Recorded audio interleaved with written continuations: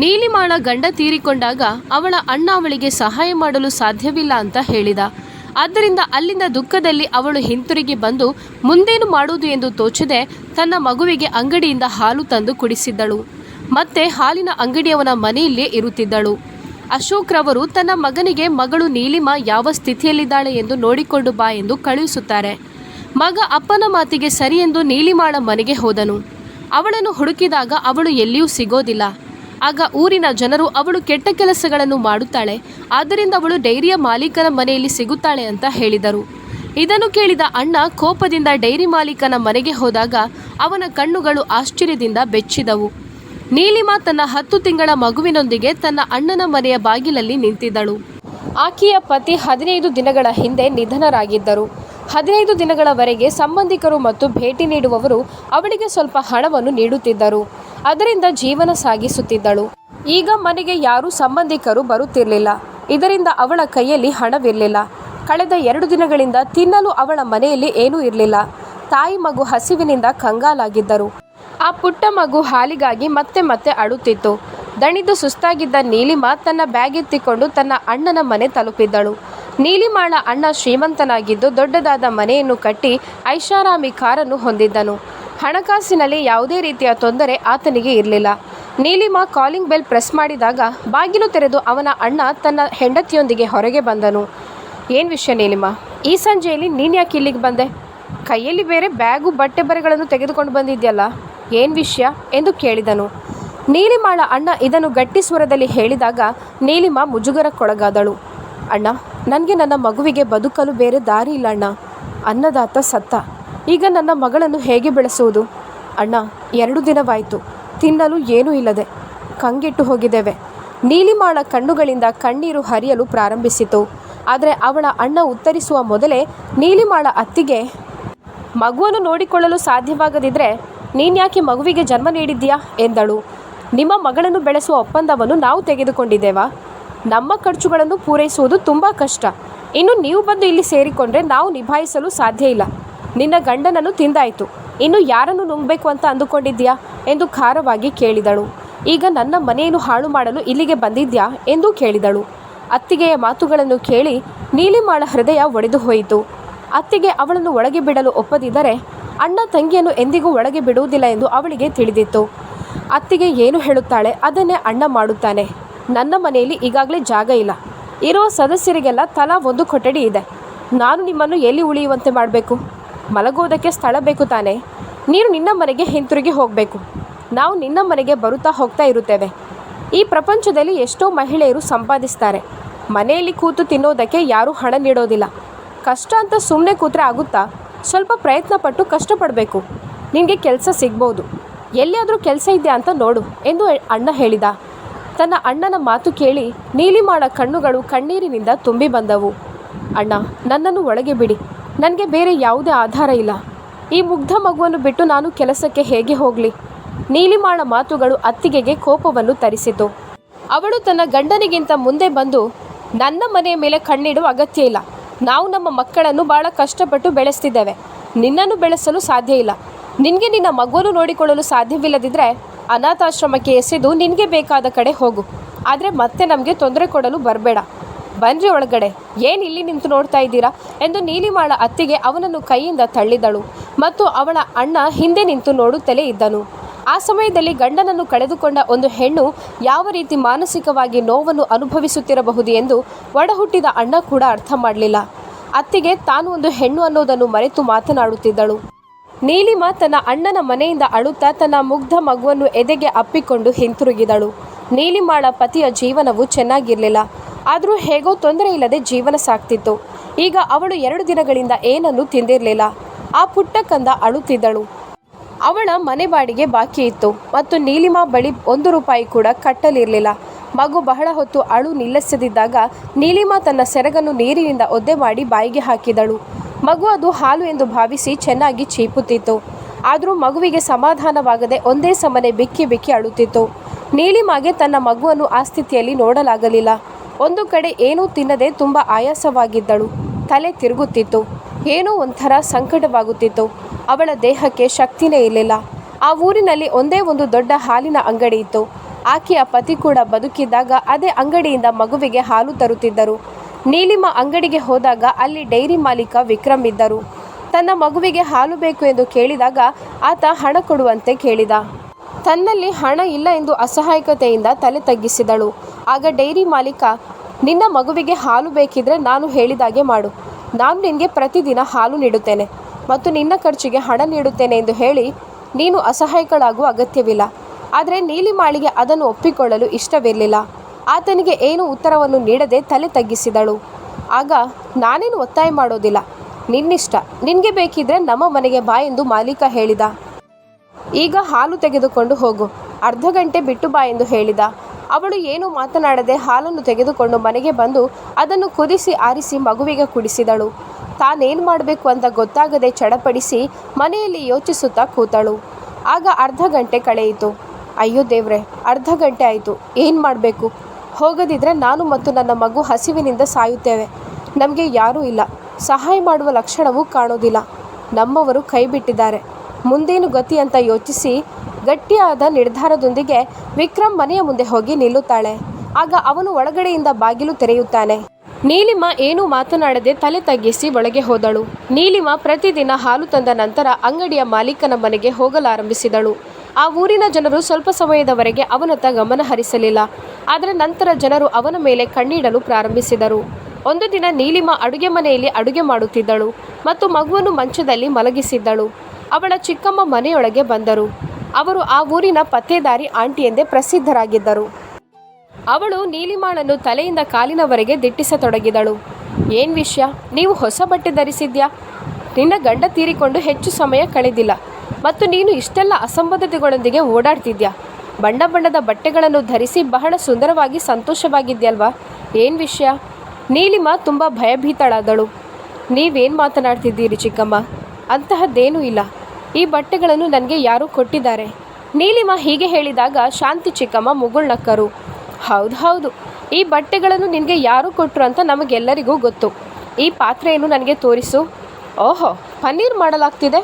ಹಾಲು ಕೊಳ್ಳಲು ನಿಮ್ಮ ಬಳಿ ಹಣವಿಲ್ಲ, ಈಗ ಈ ಪನ್ನೀರ್ ಎಲ್ಲಿಂದ ಬಂತು? ಚಿಕ್ಕಮ್ಮ ಶಾಂತಿ ನೀಲಿಮಾಳನ್ನು ತಲೆಯಿಂದ ಕಾಲಿನವರೆಗೆ ಅನುಮಾನಾಸ್ಪದ ಕಣ್ಣುಗಳಿಂದ ನೋಡುತ್ತಿದ್ದರು. ಅವಳು ತಲೆಯಿಂದ ಕಾಲಿನಡಿಯವರೆಗೆ ದಿಟ್ಟಿಸುತ್ತಿರುವಾಗ ಅವಳು ತುಂಬ ಭಯಭೀತಳಾಗಿದ್ದಳು ಮತ್ತು ತನ್ನನ್ನು ತಾನು ಮರೆಮಾಚಿಕೊಳ್ಳಲು ಪ್ರಯತ್ನಿಸುತ್ತಿದ್ದಳು. ಆಗ ಅವಳ ಮಗು ಅಳಲು ಪ್ರಾರಂಭಿಸಿತು. ಅವಳು ಬೇಗನೆ ಮಗುವನ್ನೆತ್ತಿಕೊಂಡು ಸಮಾಧಾನಿಸತೊಡಗಿದಳು. ಶಾಂತಿ ಚಿಕ್ಕಮ್ಮ ಇದ್ದಕ್ಕಿದ್ದಂತೆ, ನಿನ್ನ ಮಗು ಹಸಿದಿದ್ದಾಳೆ ಅಂತ ಕಾಣ್ತಿದೆ. ನಿನ್ನ ಎಲ್ಲ ಕೆಲಸ ಬಿಟ್ಟು ಬೇಗನೆ ಡೈರಿ ಮಾಲೀಕನ ಮನೆಗೆ ಹೋಗು, ಅಲ್ಲೇ ನಿನಗೆ ಹಾಲು ಮತ್ತು ಇದೆಲ್ಲವೂ ಸಿಗುತ್ತೆ ಅಲ್ವಾ ಅಂದರು. ಶಾಂತಿ ಆಂಟಿ ಹೇಳಿದ ಮಾತು ಕೇಳಿ ನೀಲಿಮಾ ದಿಗ್ಭ್ರಮೆಗೊಂಡಳು. ಆದರೆ ಅವಳು ಏನನ್ನು ಹೇಳುವ ಮೊದಲೇ ಶಾಂತಿ ಚಿಕ್ಕಮ್ಮ ಮನೆಯಿಂದ ಹೊರಗೆ ನಡೆದರು. ಅವಳು ಹೊರಗೆ ಬಂದು ಊರವರಲ್ಲಿ ನೀಲಿಮಾ ಹೊಸ ಬಟ್ಟೆ ಧರಿಸಿ ಪನ್ನೀರ್ ಚಿಲ್ಲಿ ಅಡುಗೆ ಮಾಡ್ತಿದ್ದಾಳೆ ಎಂದು ಪ್ರಚಾರ ಮಾಡಿದಳು. ಅಂದರೆ ಅವಳ ಪರಿಸ್ಥಿತಿ ಸುಧಾರಿಸಿದೆ, ಆದರೆ ಅವಳು ತಾನೇ ಏನನ್ನೂ ಸಂಪಾದಿಸೋದಿಲ್ಲ. ಅಷ್ಟಕ್ಕೂ ಅವಳಿಗೆ ಇಷ್ಟೆಲ್ಲ ಐಷಾರಾಮಿಗಳನ್ನು ಒದಗಿಸುತ್ತಿರುವವರು ಯಾರು? ಅವಳಿಗೆ ಎಲ್ಲಿಂದ ಹಣ ಬರುತ್ತೆ? ನೆರೆಹೊರೆಯಾದ್ಯಂತ ಮಾತುಕತೆಗಳು ಗದ್ದಲದ ಸ್ವರಗಳಲ್ಲಿ ಪ್ರಾರಂಭವಾದವು. ಪ್ರತಿದಿನ ಯಾರೋ ಒಬ್ಬರು ನೀಲಿಮಾಳ ಮನೆಗೆ ಬಂದು ಅವಳಿಗೆ ಏನಾದರೂ ಪ್ರಶ್ನೆಗಳನ್ನು ಕೇಳುತ್ತಿದ್ದರು. ಇದರಿಂದ ನೀಲಿಮಾಳಿಗೆ ತುಂಬ ಬೇಸರವಾಗುತ್ತಿತ್ತು. ಆದರೆ ಅವಳು ಅಸಹಾಯಕಳಾಗಿದ್ದಳು. ಅವಳು ಯಾರನ್ನಾದರೂ ಸಹಾಯ ಕೇಳಿದ ತಕ್ಷಣ ಎಲ್ಲರೂ ಹಿಂದೆ ಸರಿಯುತ್ತಿದ್ದರು. ಯಾರು ಏನು ಕೇಳುತ್ತಿದ್ದರೂ ಅದಕ್ಕೆ ಯಾವುದೇ ಪ್ರತಿಕ್ರಿಯಿಸಲು ಇವಳಿಂದ ಸಾಧ್ಯವಾಗಲಿಲ್ಲ.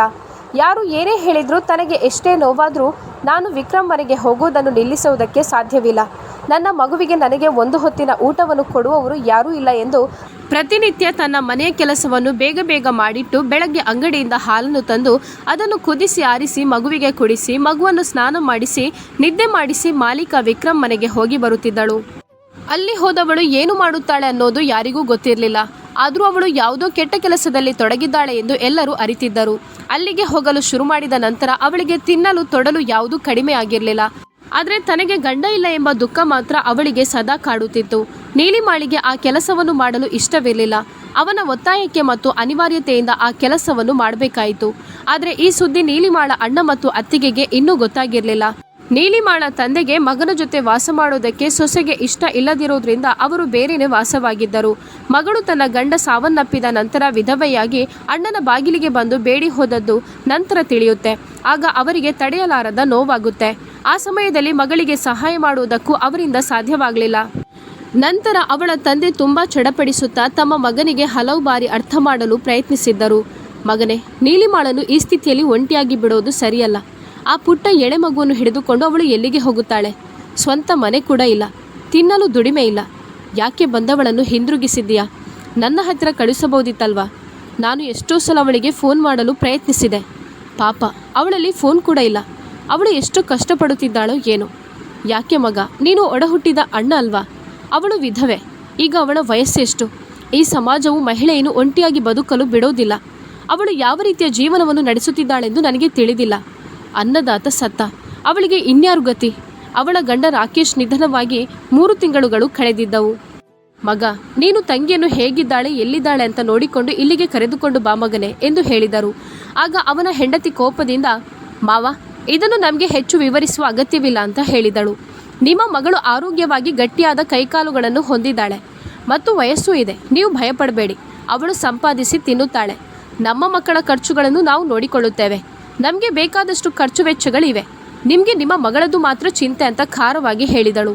ಆಗ ನೀಲಿಮಾಳ ಅಪ್ಪ ತನ್ನ ಸೊಸೆಯಲ್ಲಿ, ಮಗಳೇ, ನನಗೆ ನಿನ್ನ ಕೋಪ ಅರ್ಥ ಆಗುತ್ತೆ. ಪಾಪ, ಅವಳು ಹೆಣ್ಣು ಮಗು ಅಲ್ವಾ, ಚಿಕ್ಕ ಹುಡುಗಿ ಬೇರೆ. ಹಾಗೆ ಮಾಡಬಾರ್ದಮ್ಮ ಎಂದು ಹೇಳಿದಾಗ, ಮಾವ, ಹೊರಗಡೆ ಅನಾಥಾಶ್ರಮ ಅಂತ ಫಲಕವನ್ನು ಹಾಕಿ ಉಚಿತವಾಗಿ ಎಲ್ಲವೂ ಅಲ್ಲಿ ಸಿಗುತ್ತಲ್ವಾ? ಅಷ್ಟು ಅಸಭ್ಯವಾಗಿ ಮಾತನಾಡಿದ ನಂತರ ಅಶೋಕ್ ರವರು ಮೌನವಾದರು. ಅವನ ಮಗ ಸುರೇಂದ್ರ ಮೌನವಾಗಿ ಕುಳಿತು ಹೆಂಡತಿಯ ನಾಲಿಗೆಯ ಚಲನೆಯನ್ನು ನೋಡುತ್ತಿದ್ದ. ಅವನ ಹೆಂಡತಿ ತನ್ನ ತಂದೆಗೆ ಎಷ್ಟೇ ಅವಮಾನ ಮಾಡಿದರೂ ಅವನಿಗೆ ಏನೂ ಮಾಡಲು ಸಾಧ್ಯವಿರಲಿಲ್ಲ. ಅಶೋಕ್ ರವರು ಭಾರವಾದ ಹೃದಯದಿಂದ ಮೌನವಾಗಿದ್ದರು. ಅವರು ಅಸಹಾಯಕರಾಗಿರದಿದ್ದರೆ ಮತ್ತು ನಡೆದಾಡಲು ಸಾಧ್ಯವಿದ್ದರೆ ಅವರು ತನ್ನ ಮಗಳನ್ನು ಈ ಸ್ಥಿತಿಯಲ್ಲಿ ಬಿಡುತ್ತಿರಲಿಲ್ಲ. ತನ್ನ ಮಗಳ ಬಗ್ಗೆ ತಿಳಿದುಕೊಳ್ಳಲು ಹೋಗುತ್ತಿದ್ದರು. ಆದರೆ ಅವರು ವೀಲ್ಚೇರಲ್ಲಿ ಓಡಾಡುತ್ತಿದ್ದರು. ಒಂದು ದಿನ ನೀಲಿಮಾ ಬೆಳಗ್ಗೆ ತನ್ನ ಮಗುವಿಗೆ ಹಾಲು ತಂದು ತನ್ನ ಮನೆ ಕೆಲಸಗಳನ್ನು ಬೇಗನೆ ಮಾಡುತ್ತಿದ್ದಳು. ಯಾಕಂದರೆ ಮತ್ತೆ ಡೈರಿ ಮಾಲೀಕ ವಿಕ್ರಮ್ ಮನೆಗೆ ಹೋಗಬೇಕಿತ್ತು. ಅವಳು ಇನ್ನೂ ಕೆಲಸ ಮಾಡುತ್ತಿದ್ದಾಗ ನೆರೆಹೊರೆಯಿಂದ 3-4 ಮಹಿಳೆಯರು ಅವಳ ಮನೆಗೆ ಬಂದರು. ನೀಲಿಮಾಳಿಗೆ ಇದ್ದಕ್ಕಿದ್ದಂತೆ ಬಂದವರನ್ನು ನೋಡಿದ ಕ್ಷಣ ಗಾಬರಿಯಾಯಿತು. ಆದರೆ ಅವಳು ಮಾಮೂಲಿಯಾಗಿ ಬಂದವರಲ್ಲಿ ಮಾತನಾಡಿದಳು. ಅವರು ಇವಳ ಯೋಗಕ್ಷೇಮದ ಬಗ್ಗೆ ಕೇಳಲು ಪ್ರಾರಂಭಿಸಿದರು. ನೀಲಿಮಾ ತಡವಾಯಿತೆಂದು ಚಿಂತೆಯಿಂದ ತನ್ನ ಗಡಿಯಾರವನ್ನು ಪದೇ ನೋಡುತ್ತಿದ್ದಳು. ವಿಕ್ರಮ್ ನೀಡಿದ ಸಮಯವು ಮುಗಿಯುವುದರಲ್ಲಿತ್ತು. ಅವನು ಬೇಗ ಅಲ್ಲಿಗೆ ತಲುಪಬೇಕು ಎಂದು ಷರತ್ತು ಹಾಕಿದ್ದ. ಆದರೆ ಬಂದವರು ಮಾತನಾಡುತ್ತಲೇ ಕೂತುಕೊಂಡರು. ಎದ್ದೇಳಲು ಸಿದ್ಧರಿರಲಿಲ್ಲ.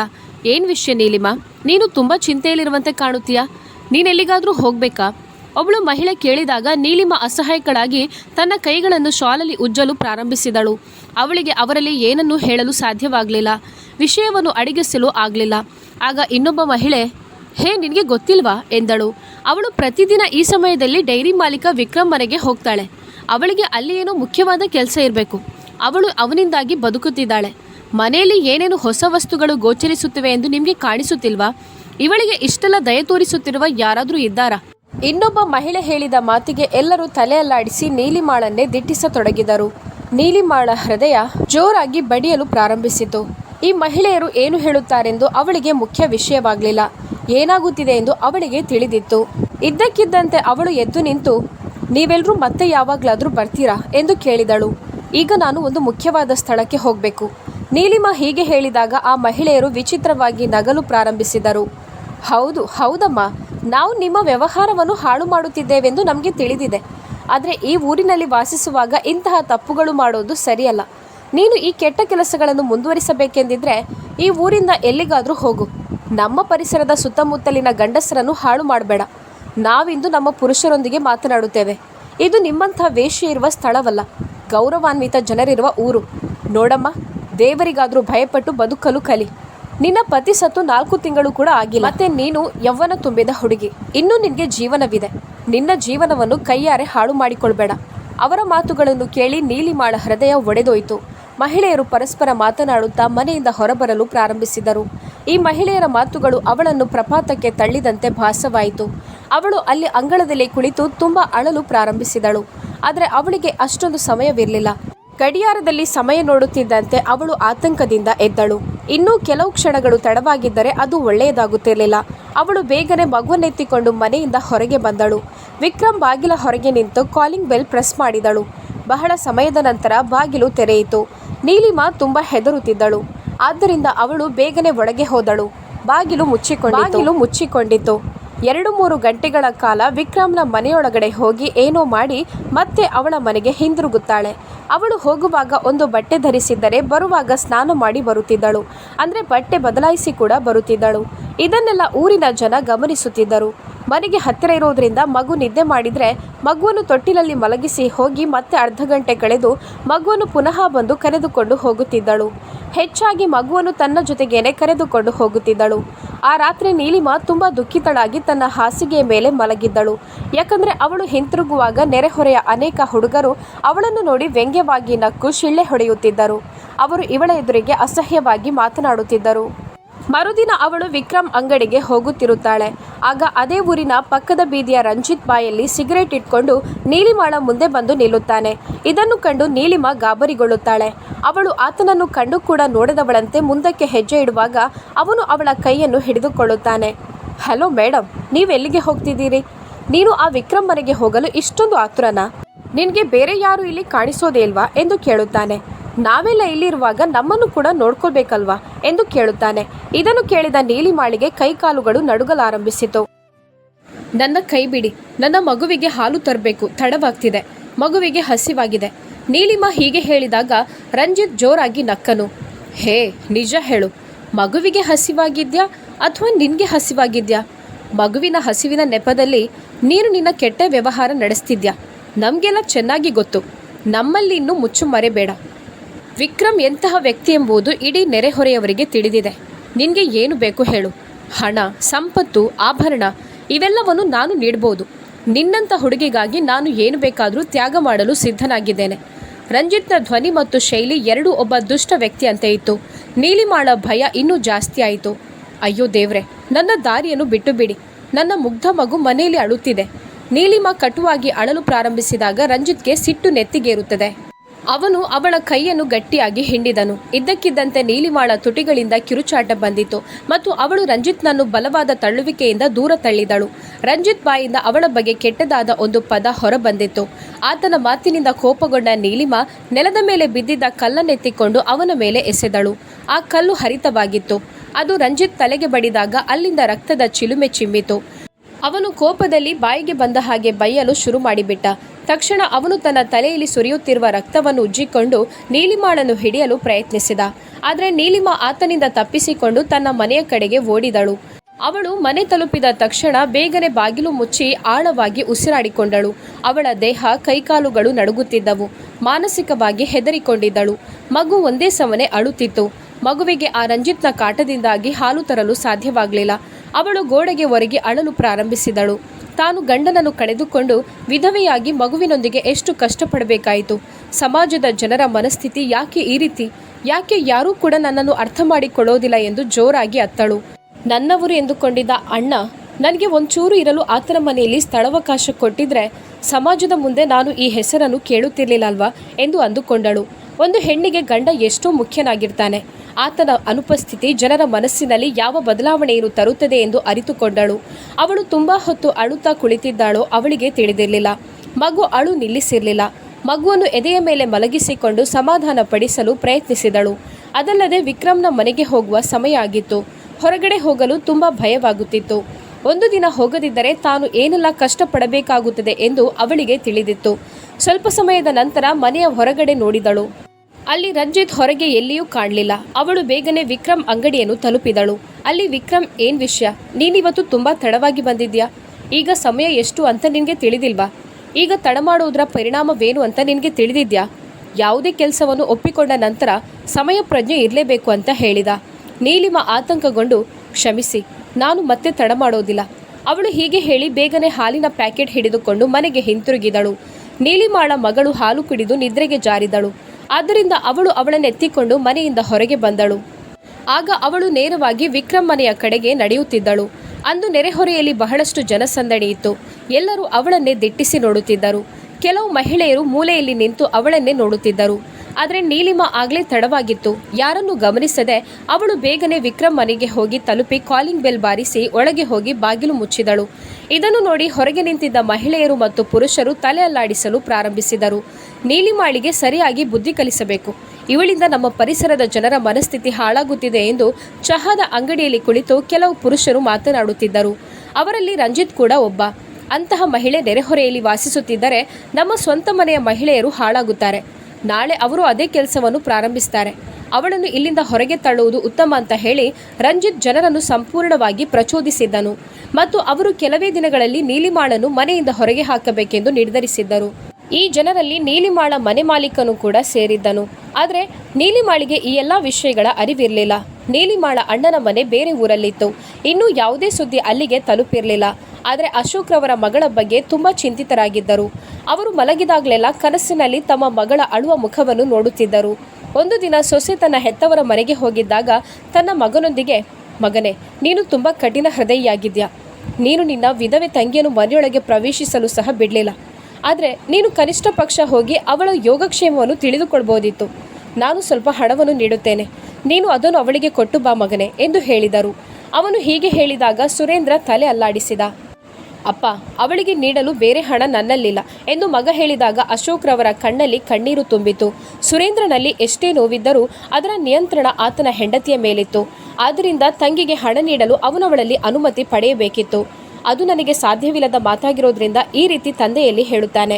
ಆಗ ಅಶೋಕ್ ರವರು ತನ್ನ ಕುರ್ತಾ ಜೇಬನ್ನು ಹುಡುಕಿ ಕೆಲವು 100 ರೂಪಾಯಿ ನೋಟುಗಳನ್ನು ತೆಗೆದು ಸುರೇಂದ್ರನ ಕೈಯಲ್ಲಿಟ್ಟು, ಮಗನೇ, ನನ್ನಿಂದ ನಡೆದಾಡಲು ಸಾಧ್ಯವಿದ್ದಿದ್ರೆ ನಾನೇ ಹೋಗ್ತಿದ್ದೆ, ನಿನ್ನಲ್ಲಿ ಒತ್ತಾಯ ಮಾಡ್ತಿರ್ಲಿಲ್ಲ ಅಂತ ಹೇಳಿದರು. ಸುರೇಂದ್ರನಿಗೆ ಅಪ್ಪ ಕೈಯಲ್ಲಿ ಹಣ ಕೊಡುವಾಗ ಸ್ವಲ್ಪ ಮುಜುಗರವಾಯಿತು. ಆದರೆ ತನ್ನ ಸ್ವಂತ ಹಣದಿಂದ ಯಾವುದೇ ಹಣ ಸೇರಿಸದೆ ಅದೇ 800 ಜೇಬಿನಲ್ಲಿ ಹಾಕಿಕೊಂಡು ಮನೆಯಿಂದ ಹೊರಬಂದನು. ನೀಲಿಮಾಳ ಊರು ಸ್ವಲ್ಪ ದೂರದಲ್ಲಿದೆ. ಆದರೆ ಅವನು ಕಾರಿನಲ್ಲಿ ಹೋಗುವ ಬದಲು ಮೋಟಾರ್ ಸೈಕಲ್ನಲ್ಲಿ ಅಲ್ಲಿಗೆ ಬಂದನು. ಅವನು ಆ ಸ್ಥಳವನ್ನು ತಲುಪಿದ ತಕ್ಷಣ ಅಂಗಡಿಯಲ್ಲಿ ಕುಳಿತಿದ್ದ 4-5 ಪುರುಷರು ಆಶ್ಚರ್ಯದಿಂದ ಅವನನ್ನು ನೋಡಿದರು. ಓಹೋ, ಅವನು ಅದೇ ಹುಡುಗಿ ಅಣ್ಣ, ಅದೇ ನೀಲಿಮ ನಮ್ಮ ನೆರೆ ಹೊರೆ ಹಾಳು ಮಾಡ್ತಿದ್ದಾಳಲ್ಲ ಅವಳೇ ಎಂದು ಹೇಳಿದರು. ಸುರೇಂದ್ರನ ಕಿವಿಗೆ ಬಿದ್ದದ್ದು ಒಬ್ಬ ಪುರುಷನ ಧ್ವನಿ. ಆದ್ದರಿಂದ ಅವನಿಗೆ ಆಘಾತವಾಯಿತು. ಆ ವ್ಯಕ್ತಿ ತನ್ನ ತಂಗಿಯ ಹೆಸರನ್ನು ಮಾತ್ರ ತೆಗೆದುಕೊಂಡಿದ್ದ. ಅವನು ಅದನ್ನು ನಿರ್ಲಕ್ಷಿಸಿ ನೇರವಾಗಿ ನೀಲಿಮಾಳ ಮನೆಗೆ ಹೋದನು. ಆದರೆ ಬಾಗಿಲು ಲಾಕ್ ಆಗಿತ್ತು. ಅವನು ಚಿಂತಿತನಾದನು. ಬೀಗವನ್ನು ನೋಡುತ್ತಾ ಅವನು ಎಡ ಮತ್ತು ಬಲಕ್ಕೆ ನೋಡಲು ಪ್ರಾರಂಭಿಸಿದನು. ಅವರು ಏನು ಹೇಳಿದರು, ಯಾಕೆ ಆ ರೀತಿ ಹೇಳಿದ್ರು ಅಂತ ಗೊಂದಲವಾಯಿತು. ನೀಲಿಮಾಳಿಗೆ ಇಲ್ಲಿ ಯಾವುದೇ ಸಂಬಂಧಿಕರು ಇರಲಿಲ್ಲ. ಅವಳು ಎಲ್ಲಿಗೆ ಹೋಗಿರಬಹುದು? ಸುರೇಂದ್ರ ಇನ್ನೂ ಇದರ ಬಗ್ಗೆ ಯೋಚಿಸುತ್ತಿರುವಾಗ ಯಾರು ಅವನ ಭುಜದ ಮೇಲೆ ಕೈ ಇಟ್ಟರು. ಏನು ವಿಷಯ ಅಣ್ಣ, ನೀವಿಲ್ಲಿ ಯಾಕೆ ನಿಂತಿದ್ದೀರಿ? ಈ ಸಮಯದಲ್ಲಿ ನಿಮ್ಮ ತಂಗಿ ಕೆಲಸಕ್ಕೆ ಹೋಗ್ತಾರೆ. ನೀವು ಬಂದ ಸಮಯ ಸರಿಯಿಲ್ಲ. ಅವಳು ಮನೆಗೆ ಬರುವಾಗ ಸ್ವಲ್ಪ ತಡವಾಗುತ್ತೆ. 3 ಗಂಟೆ ಕಳೆಯಬಹುದು ಎಂದು ಹೇಳುತ್ತಾನೆ. ಆಗ ಮಾತ್ರ ಅವಳ ಮನೆಯಲ್ಲಿ ಒಲೆ ಉರಿಯುತ್ತದೆ. ಅವಳ ಆ ಕೆಲಸ ಅವಳಿಗೆ ಬೇಕಾದುದನ್ನು ತಂದು ಕೊಡುತ್ತದೆ. ರಂಜಿತ್ನ ಧ್ವನಿಯನ್ನು ಕೇಳಿ ಸುರೇಂದ್ರನ ಮನಸ್ಸು ಗೊಂದಲಮಯವಾಯಿತು. ಅವನು ಇದ್ದಕ್ಕಿದ್ದಂತೆ ತಿರುಗಿ, ನೀವೇನು ಅಸಂಬದ್ಧವಾಗಿ ಹೇಳ್ತಿದ್ದೀರಾ ಎಂದನು. ನನ್ನ ತಂಗಿ ಹಾಗಲ್ಲ. ಅವನು ಹೀಗೆ ಹೇಳಿದಾಗ ರಂಜಿತ್ ಜೋರಾಗಿ ನಕ್ಕನು. ಅವನ ಜೊತೆ ನಿಂತಿದ್ದ 3-4 ಪೋಲಿ ಹುಡುಗರು ಕೂಡ ನಗಲು ಶುರು ಮಾಡಿದರು. ಹಲೋ ಅಣ್ಣ, ನಿಮಗೆ ಇವತ್ತು ಗೊತ್ತಾಯ್ತಲ್ವಾ? ನಾವು ಪ್ರತಿದಿನ ಈ ಚಮತ್ಕಾರವನ್ನು ನೋಡುತ್ತಿರುತ್ತೇವೆ. ನಿಮ್ಮ ತಂಗಿಗೆ ದುಡಿದು ಕೊಡುವ ಗಂಡಸರು ಇಲ್ಲ. ಆದರೆ ಮನೆಯಲ್ಲಿ ಐಷಾರಾಮಿ ವಸ್ತುಗಳು ಹೆಚ್ಚುತ್ತಿವೆ. ಅವಳು ಪ್ರತಿದಿನ ವಿಕ್ರಮ್ ಅಂಗಡಿಯಿಂದ ಉಚಿತವಾಗಿ ಹಾಲು ತರುತ್ತಾಳೆ. ಅದಲ್ಲದೆ ಅವಳು ಆತನ ಮನೆಯಲ್ಲಿ ಗಂಟೆಗಟ್ಟಲೆ ಕಳೆದು ನಂತರ ಹಿಂತಿರುಗುತ್ತಾಳೆ. ಈಗ ಅವಳು ಅಲ್ಲಿಗೆ ಆರತಿ ಮಾಡಲು ಹೋಗೋದಲ್ಲ ಎಂದು ಹುಡುಗರು ಮತ್ತೆ ನಗಲು ಪ್ರಾರಂಭಿಸಿದಾಗ ಸುರೇಂದ್ರನ ರಕ್ತ ಕುದಿಯಿತು. ಅವನ ಕೆನ್ನೆಗಳು ಕೆಂಪು ಬಣ್ಣಕ್ಕೆ ತಿರುಗಿದವು. ವಿಕ್ರಮ್ ಅವರ ಮನೆ ಎಲ್ಲಿದೆ? ನನ್ನನ್ನು ಈಗಲೇ ಅಲ್ಲಿಗೆ ಕರೆದುಕೊಂಡು ಹೋಗು ಎಂದು ಹೇಳಿದಾಗ ಎಲ್ಲ ಹುಡುಗರು ಅವನಿಗೆ ದಾರಿ ತೋರಿಸಲು ಉತ್ಸಾಹರಾದರು. ಸ್ವಲ್ಪ ಸಮಯದ ನಂತರ ಅವನು ವಿಕ್ರಮ್ ಮನೆ ತಲುಪುತ್ತಿದ್ದಂತೆ ಅವರ ದೊಡ್ಡದಾದ ಮನೆಯನ್ನು ನೋಡಿದನು. ಒಳಗಿನಿಂದ ಕೆಲಸ ಮಾಡುತ್ತಿರುವ ಶಬ್ದಗಳು ಕೇಳಿ ಬರುತ್ತಿದ್ದವು. ಬಾಗಿಲು ಕೂಡ ತೆರೆದಿತ್ತು. ಸುರೇಂದ್ರನಿಗೆ ಏನೂ ಕಾಣಲಿಲ್ಲ. ಬಾಗಿಲು ತೆರೆದು ಒಳಗೆ ಹೋದ. ನೀಲಿಮಾಳನ್ನು ನೋಡಿದರೆ ಅವಳನ್ನು ಕೊಲ್ಲಬೇಕೆಂದು ಅವನ ಹೃದಯ ಬಯಸಿತು. ಅವನ ತಂಗಿ ತಪ್ಪು ಚಟುವಟಿಕೆಗಳಲ್ಲಿ ಭಾಗಿಯಾಗಿದ್ದಾಳೆಂದು ತಿಳಿದು ಅವನಿಗೆ ತುಂಬ ಕೋಪ ಬಂದಿತ್ತು. ಅದು ಅವನಿಗೆ ನಾಚಿಕೆಗೇಡಿನ ವಿಷಯವಾಗಿತ್ತು. ವಿಕ್ರಮ್ ಅವರ ದೊಡ್ಡ ಮನೆಯ ಮುಂದೆ ಯಾರೂ ಕಾಣಿಸಲಿಲ್ಲ. ಆದರೆ ಧ್ವನಿಗಳು ಕೇಳಿಸುತ್ತಿದ್ದವು.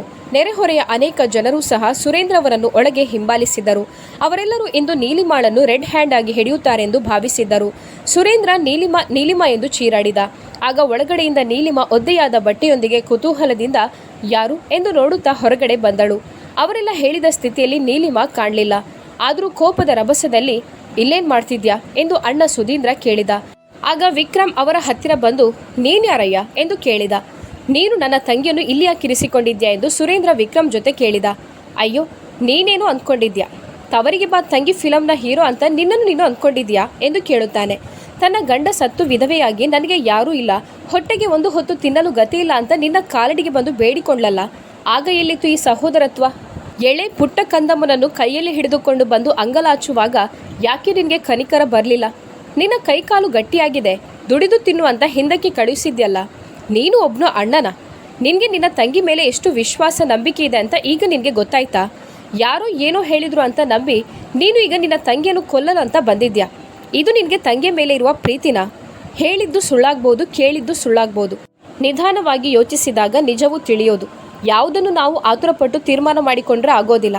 ಹೌದು, ನಿನ್ನ ತಂಗಿ ಎಲ್ಲಿದ್ದಾಳೆ? ಪ್ರತಿನಿತ್ಯ ನನ್ನ ಡೈರಿಯಿಂದ ಹಾಲನ್ನು ತೆಗೆದುಕೊಂಡು ಮಗುವಿಗೆ ಕುಡಿಸುತ್ತಾಳೆ. ನಾನು ಹಣ ತೆಗೆದುಕೊಳ್ಳೋದಿಲ್ಲ. ಒಂದು ದಿನ ನಿನ್ನ ಮನೆಗೆ ಬಂದು ನೀನು ಒಳಗಡೆ ಬರಬೇಡ ಅಂತ ಹೇಳಿದಾಗ ಹಿಂದಕ್ಕೆ ಮುಂದೇನು ದಾರಿ ಅಂತ ತೋಚದೆ ಮಗುವನ್ನು ಸಮಾಧಾನಿಸಲು ಆಗದೇ ಇದ್ದಾಗ ನನ್ನ ಹತ್ತಿರ ಬಂದು ಹಾಲು ಕೊಡಣ್ಣ, ಮಗು ಅಳುತ್ತಿದೆ ಎಂದು ಅತ್ತಳು. ತನ್ನಲ್ಲಿ 1 ಪೈಸೆ ಕೂಡ ಇಲ್ಲ ಅಂತ ಹೇಳಿದ್ಲು. ಆಗ ನಾನು, ಕೇಳಿ ಬೇಡಿ ಒಂದು ದಿನ ತಿನ್ಬೋದು, ಪ್ರತಿದಿನ ತಿನ್ನಲು ಸಾಧ್ಯವಿಲ್ಲ. ಕೊಡುವವನು ಯಾವಾಗಲಾದರೂ ಒಂದು ದಿನ ಕೊಡ್ಬೋದು. ಒಬ್ಬ ವ್ಯಕ್ತಿ ಯಾವ ಪರಿಸ್ಥಿತಿಯಲ್ಲಿದ್ದರೂ ಉಚಿತವಾಗಿ ಕೊಡಲು ಯಾರೂ ಒಪ್ಪೋದಿಲ್ಲ. ಆಗ ನಾನು, ನನ್ನ ಮನೆಯಲ್ಲಿ ಕೆಲಸ ಇದೆ, ಬಂದರೆ ನಿನಗೆ ಅದರ ಕೂಲಿಯನ್ನು ಕೊಡುತ್ತೇನೆ, ನಿನಗೂ ಜೀವನ ನಡೆಸಲು ಸಾಧ್ಯವಾಗ್ಬೋದು, ಸಹಾಯವಾಗ್ಬೋದು ಅಂತ ಹೇಳಿದೆ. ಅವಳು ಅವಳ ತೀರ್ಮಾನವನ್ನು ತೆಗೆಯಲು ಆ ಸಮಯದಲ್ಲಿ ನಾನು ಹೇಳಿದ್ದು ಸರಿ ಅಂತ ಅರ್ಥ ಮಾಡಿಕೊಂಡು ಅದರ ನಂತರ ಪ್ರತಿದಿನ ನನ್ನ ಮನೆಗೆ ಬರುತ್ತಾಳೆ. ಎಲ್ಲರಿಗಿರುವಂಥ ಪ್ರಶ್ನೆ, ಮನೆಗೆ ಬಂದವಳು ಏನು ಮಾಡುತ್ತಾಳೆ ಅಂತ. ನನಗೂ ವಯಸ್ಸಾದ ತಾಯಿ ಇದ್ದಾರೆ. ನನ್ನ ಹೆಂಡತಿ ಈ ಲೋಕವನ್ನು ಬಿಟ್ಟು ಹೋಗಿದ್ದಾಳೆ. ಇದರಿಂದ ಅಮ್ಮನನ್ನು ನೋಡಿಕೊಳ್ಳುವುದು ಕಷ್ಟವಾಯಿತು. ಅದಕ್ಕೋಸ್ಕರ ಈ ಪರಿಸ್ಥಿತಿಯಲ್ಲಿ ನನ್ನ ತಾಯಿಯನ್ನು ಮಗಳಂತೆ ನೋಡಿಕೊಳ್ಳುವ ಮಹಿಳೆ ನನಗೆ ಬೇಕಾಗಿತ್ತು. ಮತ್ತು ನೀಲಿಮಾ ನಿಜವಾಗಿಯೂ ಹಾಗೆ ಮಾಡಿದಳು. ಅವಳು ಸಮಯಕ್ಕೆ ಸರಿಯಾಗಿ ಬಂದು ನನ್ನ ತಾಯಿಗೆ ಸ್ನಾನ ಮಾಡಿಸಿ ಬಟ್ಟೆ ಬದಲಾಯಿಸ್ತಾಳೆ. ಅವಳು ಅವರಿಗೆ ಆಹಾರವನ್ನು ನೀಡಿ ಸ್ವಲ್ಪ ಸಮಯದವರೆಗೆ ಅವರ ಜೊತೆಯಲ್ಲೇ ಇದ್ದು ಅವರನ್ನು ನೋಡಿಕೊಳ್ಳುತ್ತಾಳೆ. ಮತ್ತು ಸಂಜೆಯಾದಾಗ ತನ್ನ ಮಗಳನ್ನು ಕರೆದುಕೊಂಡು ಇಲ್ಲಿಂದ ಹೊರಡುತ್ತಾಳೆ. ಪ್ರತಿಯಾಗಿ ನಾನು ಅವಳಿಗೆ ಹಣವನ್ನು ನೀಡುತ್ತೇನೆ ಮತ್ತು ಅವಳ ಅಗತ್ಯಗಳನ್ನು ಪೂರೈಸ್ತೇನೆ. ಆದರೆ ಈ ಸಮಾಜದಲ್ಲಿ ಯಾರೂ ಉದಾತ್ತ ಮತ್ತು ಸಭ್ಯ ಮಹಿಳೆಯನ್ನು ಬದುಕಲು ಬಿಡೋದಿಲ್ಲ. ಜನ ಇವಳ ವಿರುದ್ಧ ಸುಳ್ಳು ಆರೋಪಗಳನ್ನು ಮಾಡಲು ಪ್ರಾರಂಭಿಸಿದರು. ಆಡುವವರ ಬಾಯಿಗೆ ಬೀಗ ಹಾಕಲು ಸಾಧ್ಯ ಇಲ್ಲ ತಾನೆ. ಎಲ್ಲರೂ ನನಗೆ ಭಯಪಡುತ್ತಾರೆ. ಅದಕ್ಕಾಗಿ ಯಾರೂ ನನ್ನ ಮನೆಗೆ ಬಂದು ಕೇಳಲು ಪ್ರಯತ್ನಿಸಲಿಲ್ಲ.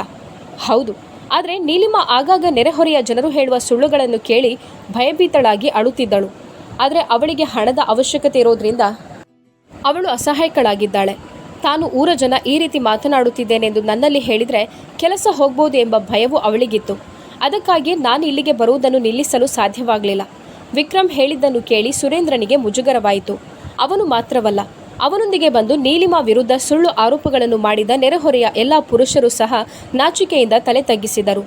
ನೀಲಿಮಾ ತನ್ನ ಕಣ್ಣೀರು ಒರೆಸುತ್ತಿರುವಾಗ ಇದ್ದಕ್ಕಿದ್ದಂತೆ ವಿಕ್ರಮ್ ಹೇಳಿದ, ಸಮಾಜದಲ್ಲಿ ಒಳ್ಳೆಯ ರೀತಿಯಿಂದ ಬದುಕುವ ಮಹಿಳೆಯರಿಗೆ ಬದುಕಲು ಬಿಡ್ತಾ ಇಲ್ಲ.